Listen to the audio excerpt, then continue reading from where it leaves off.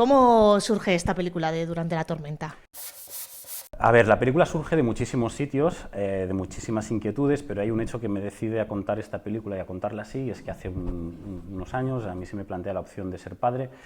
Yo en ese momento decido no serlo, no es una decisión para siempre, es una decisión que yo tomo en ese momento, y a partir de ahí uno empieza a pensar en la vida que tiene, en la que podría haber tenido, en el hijo que no tiene pero que podría haber tenido, y dándole vueltas un poco a cosas que uno ya tiene en la cabeza para armar una película, me doy cuenta de que me interesa mucho ese personaje. Ahí nace un poco el personaje de Vera Roy, el personaje que interpreta a Adriana, y fruto de querer contar un poco esto, surge la necesidad de hacer una película que coquetee con el fantástico, de poder conectar dos tiempos que nos presenten una realidad en la que Adriana tiene una hija, una realidad en la que ella no tiene la hija, y que ambas realidades funcionen de espejo para que ella aprenda una serie de cosas.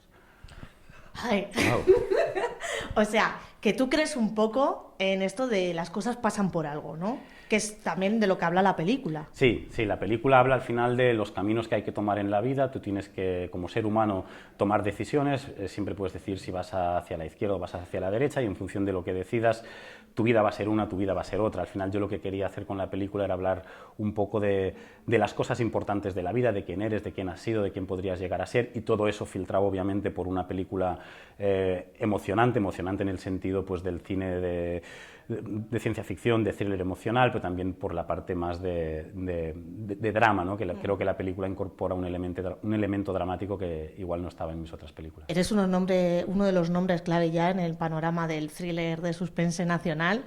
¿Cuáles crees tú que son las claves para hacer un buen thriller, para cerrar un thriller redondo? Bueno, para mí las claves para hacer un buen thriller son básicamente, primero, tener una buena historia que contar, porque al final el thriller es un envoltorio para contar algo más, y yo creo que al final hay una parte muy importante que es qué quieres contar y tener muy claro qué quieres contar y por qué lo quieres contar.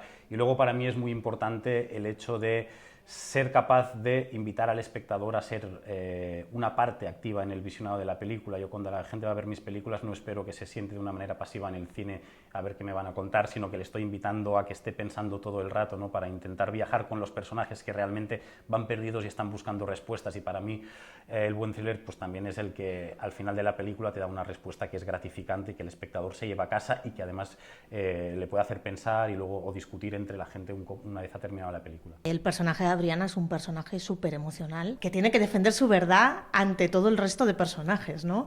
¿Cómo habéis trabajado ese ejercicio? Porque imagino que no ha tenido que ser fácil. No, yo buscaba con Adriana sobre todo una actriz que fuera emoción pura, que fuera muy visceral y que además quisiera entender muy bien el por qué yo quería contar esta película y contarla de esta manera. Yo me tuve que abrir un poco en canal con ella se abrió un poco en canal conmigo ya desde el principio, ya desde que empezamos a leer el guión juntos, y a partir de ahí lo que hemos hecho es, en el proceso de ensayos, buscar un poco también improvisaciones a partir del texto que estaba muy claro, pero para intentar generar complicidades emocionales con el resto de los actores. O sea, que hay algo de improvisación, digamos. Bueno, en los ensayos abrimos el terreno a jugar un poco con las secuencias. Yo iba readaptando un poco el guión en función de lo que estaba pasando en los ensayos, y sí que es verdad que en el rodaje alguna cosita hemos dejado abierta a que respirara emoción, incluso tanto para los actores como para mí como director, de, por ejemplo, plantear muchas secuencias cámara al hombro para estar yo con la emoción de los personajes y no con digamos, la estética del plano, sino que yo quería que esa emoción el espectador casi pudiera tocarla en la pantalla. El tema de la lluvia en las películas casi siempre es muy complicado de rodar, ¿no? Porque lo mismo está rodando la lluvia de día, y que eso cuaje bien en pantalla es complicado. Aquí que hay muchísima tormenta, ¿cómo lo has trabajado? ¿Ha sido complicado? Sí, el hecho de recrear la tormenta es probablemente el gran reto de la película, sobre todo por lo que estás diciendo, que tú puedes controlar todo lo que vas a hacer en una película y prepararla muy bien, pero hay un elemento que no vas a controlar, que es el sol. Y en un exterior día, si te sale el sol y tú necesitas luz de tormenta, este es un elemento con el que vas a tener que luchar cada día. Nuestra única solución fue que Xavi Jiménez, el director de fotografía, bailaba desnudo a la luz de la luna cada noche para rogarle a los dioses que amaneciera nublado. Lo conseguimos en un 80%. Funcionaba, pues mira, ¿no?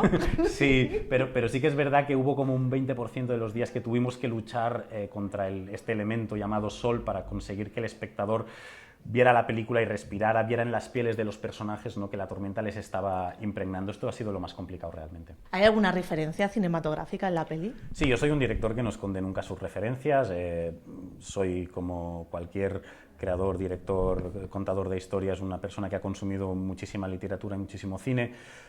Yo no las escondo, yo tenía dos películas muy claras como referencias, una era Regreso al futuro, a la que hacemos algún pequeño guiño durante la película, y la otra era El rapto de Bunny Lake, una película de Otto Preminger, que arranca también con una madre a la que le dicen que su hija no ha nacido nunca, que no ha existido, que no está en este mundo, y esa sensación de desesperación de esa madre es lo que yo me quería llevar un poco, ¿no?, a mi territorio y alimentar el personaje de Vera un poco con esa emoción. Y luego hay pequeños guiños a otras películas, Frequency, Poltergeist, hay pequeños guiñitos, La ventana indiscreta me comentaban antes, también hay un pequeño guiño, pero bueno, esto ya son pequeños guiños personales que uno hace a lo que ha consumido. ¿Cómo llega el reparto? ¿Tenías alguno claro que no podía faltar? Yo más o menos suelo tener bastante claro el reparto que voy a tener. En esta película tenía claras dos cosas. La primera es que quería que Adriana Ugarte fuera Vera Roy.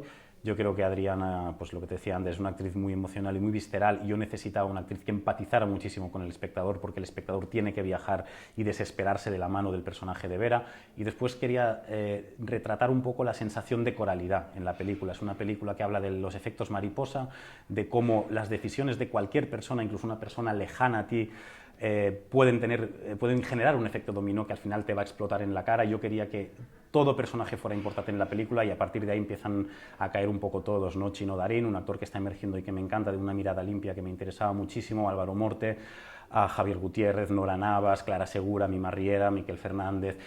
Quería hacer pequeños guiños a mis otras películas, pues invité a Belén Rueda y Ana Wagner a interpretar pequeños personajes. Y luego hay actores con los que me apetecía trabajar, como Silvia Alonso, repetir con Francesc Urey. Estoy encantado con el casting. En la película hay muchísimos giros de guión. ¿Alguna vez cuando te pones a escribir los guiones, lo vas complicando tanto que dices, madre mía, ¿ahora cómo saco este personaje de aquí? No, realmente yo cuando me pongo a escribir un guión tengo muy claro de dónde viene todo, de dónde nace la idea, tengo muy claro qué es lo que me estoy preguntando cuando arranco la película, y tengo muy clara cuál va a ser la respuesta, y a partir de ahí yo tengo el inicio, tengo el final. Normalmente tengo bastante claro 2 o 3 momentos muy claves por los que el personaje va a pasar, y a partir de ahí es un poco ir construyendo, ¿no?, para ir trazando esa ruta, ¿no?, ese mapa emocional del personaje. Pues muchas gracias, Oriol, Gracias y que haya muchos éxitos con la peli. Gracias.